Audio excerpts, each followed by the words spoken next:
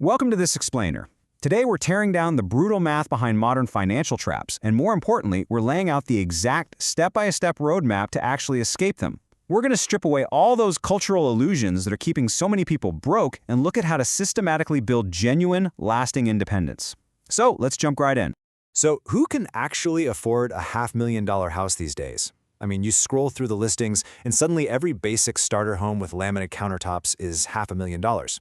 Society and the banks will swear up and down that it's totally affordable, but the actual mathematics of making this work day to day tell a completely different and frankly terrifying story. $4,367. Let that sink in for a second.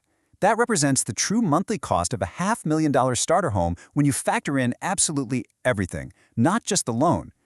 People hear $500,000 and immediately just think about the down payment, but this monthly figure is what is actually going to drain your bank account month after month. It's exactly what happens when you combine current interest rates with the harsh realities of property ownership. Because, the mortgage principal and interest, that $2,850, that's literally just the start. Add in taxes, skyrocketing insurance premiums, and private mortgage insurance, and boom, you tack on another $1,100. Oh, and don't forget the $417 a month for inevitable maintenance because stuff breaks. When you break it down like this, you realize why a household actually needs to make over $150,000 a year just to safely afford this without drowning. And that mathematically prices out roughly 80% of Americans.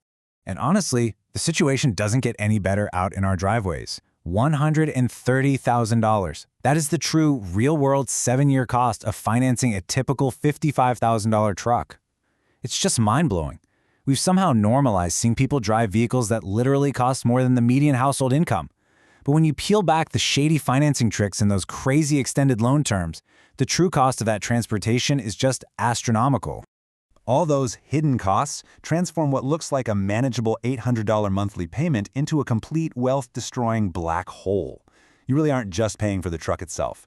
You're paying $67,000 for the loan with interest, $29,000 for fuel, $21,000 for insurance, and another $15,000 just for maintenance. And the absolute worst part? After 7 years of just bleeding cash, that vehicle is only going to be worth about $15,000. It really is just wealth destruction with cup holders and heated seats, isn't it? It's a harsh reality check, but we have completely normalized a culture that prioritizes outward status over actual mathematical financial stability.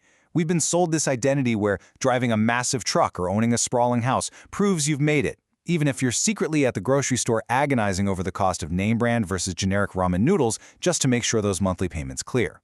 But hey, money isn't just math. It is deeply tied to our mental health.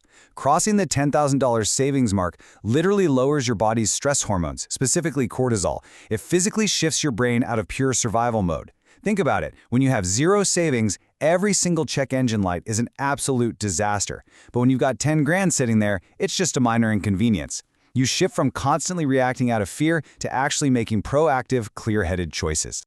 Having that cash safety net completely wipes out daily decision fatigue. When you're broke, you are forced to make thousands of exhausting micro-calculations every single day just to get by. Freeing up that immense mental bandwidth lets you finally focus on growing your wealth and spotting new career opportunities, rather than just endlessly stretching paychecks to survive until Friday. And the best part? Once you hit that $20,000 milestone, the math just accelerates wildly in your favor. Notice how getting that very first $20,000 takes about 19 months of grueling, strict discipline. But the second one? That only takes 17 months. Why? Because your accumulated money is finally waking up and working alongside your physical labor. Fast forward a bit to a $400,000 balance, and you're generating that exact same $20,000 in just 5 months, literally without lifting a finger. That is the raw, undeniable power of compound interest. Hitting that savings milestone gives you something incredibly valuable: leverage. We like to call this walking away money.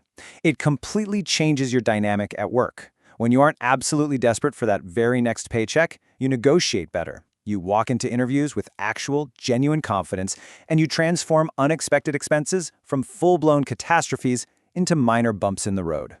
So, how do we actually get there? Well, knowing the societal traps and the psychology of saving, here's the exact step-by-step mathematical blueprint for investing your money in the most optimal sequence possible. This is exactly how you build an unbreakable financial foundation. Whatever you do, do not skip these steps, or you're just going to be building your financial house on quicksand. First things first, and yeah, it's the boring step. You have to build the emergency fund. You absolutely cannot skip straight to buying trendy stocks. You've got to build a foundation first. Sprint to that first $1,000 immediately. Then build it to a full month of living expenses. Your ultimate goal? 3 to 6 months of absolute financial runway. It's pretty amazing, actually. Vanguard found that even a simple $2,000 buffer boosts a person's overall financial well-being by 21%. That was literally the biggest boost of any financial factor they measured.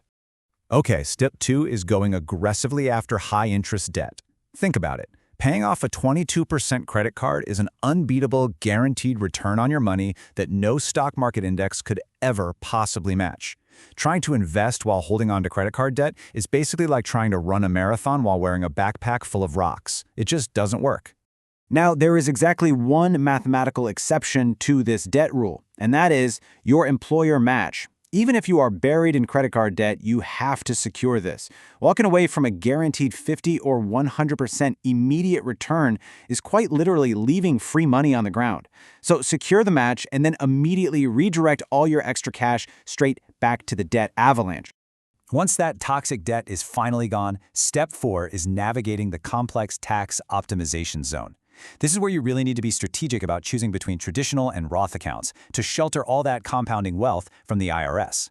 Generally speaking, young earners benefit a lot from Roth accounts because they can lock in lower taxes today, while people in their peak earning years usually benefit more from traditional accounts to lower their current heavier tax burden. And buried inside that optimization zone is maybe the greatest, most underutilized wealth-building weapon of all: health savings accounts. HSAs offer this rare, magical triple tax advantage. You get to deduct the money on the way in, the investments grow completely tax-free, and you withdraw the money completely tax-free for medical expenses. If you use this correctly, it can essentially wipe out healthcare costs from your retirement budget altogether. To put that into perspective, let's just look at the compounding math on an HSA. If you max one out for 30 years and achieve a pretty standard 7% market return, you could be sitting on $400,000 of completely tax-free money. That's a massive war chest ready to cover future medical needs, acting as your secret weapon against one of the absolute biggest financial risks in retirement. Only after you've totally exhausted all those tax-advantaged buckets should you start putting money into standard, taxable investment accounts. Don't get me wrong, the flexibility there is fantastic, but you have to be mindful of the tax drag. Things like annual taxes on dividends and capital gains act like sand in your shoes. They will absolutely slow down your compounding momentum over the decades. Because at the end of the day, this whole thing boils down to one simple philosophy.